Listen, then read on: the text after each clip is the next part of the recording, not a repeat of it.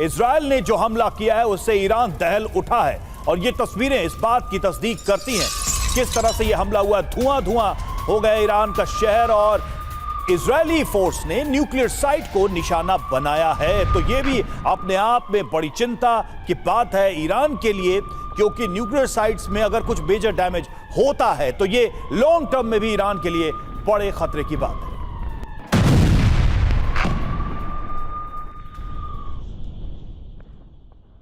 तो ये है इजराइल का ऑपरेशन राइजिंग लायन।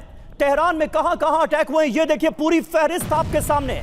सैन्य हेडक्वार्टर क्वेतारी, नियावारान, चिदगार, west Tehran, east Tehran, Mehrabad, महालाटी, शाहिद चामरान, कामराने टावर, सादताबाद, अंतरेजगू, सत्तार खान, शाहिद दगायेगी, फराहजादी, अली शमखानी का घर, शाहरारा सदात आबाद स्क्वायर, ये तमाम वो महत्वपूर्ण इलाके हैं जिन्हें इजराइल ने इस स्ट्राइक में निशाना बनाया है ऑपरेशन राइजिंग लायन के अंतर्गत। ईरान में कहां कहां अटैक हुए ये आप देखिए। परमाणु ठिकाने ईरान के इजराइल के निशाने पर रहे। नतांज न्यूक्लियर साइट पर हमला हुआ, पार्चिन न्यूक्लियर साइट को निशाना बनाया गया, मिलिट्री बेस कॉम प्रोविंस का उसे निशाना बनाया गया, खुरमाबाद में हमले हुए, हमेदान में हमले हुए, पार्चिन में हमले हुए, कसर शरीन में हमले हुए, तबरीज को निशाना बनाया गया।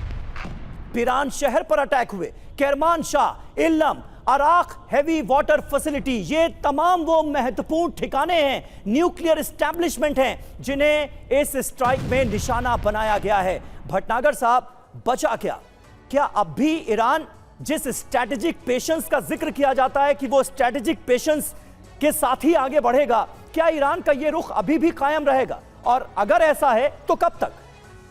जैसे कि पहले भी कवर किया गया है, ये मल्टी डोमेन ऑपरेशन है। कई तरीके के टारगेट इजराइल ने अटैक करे हैं। स्ट्रेटजी के हिसाब से उन्होंने सारी सेंटर ऑफ ग्रेविटी पे अटैक किया है ईरान की, चाहे वो मिलिट्री लीडरशिप हो, चाहे वो न्यूक्लियर फैसिलिटीज़ हो। इसके अलावा जो हम मिस आउट कर रहे हैं शायद वो उसकी जो मिसाइल्स बनाने की जो फैसिलिटीज़ हैं उन पर भी भारी अटैक हुआ है और उस पर काफ़ी असर पड़ेगा अगले कुछ दिनों में ईरान की रिटेलिएशन कैपेबिलिटी पे।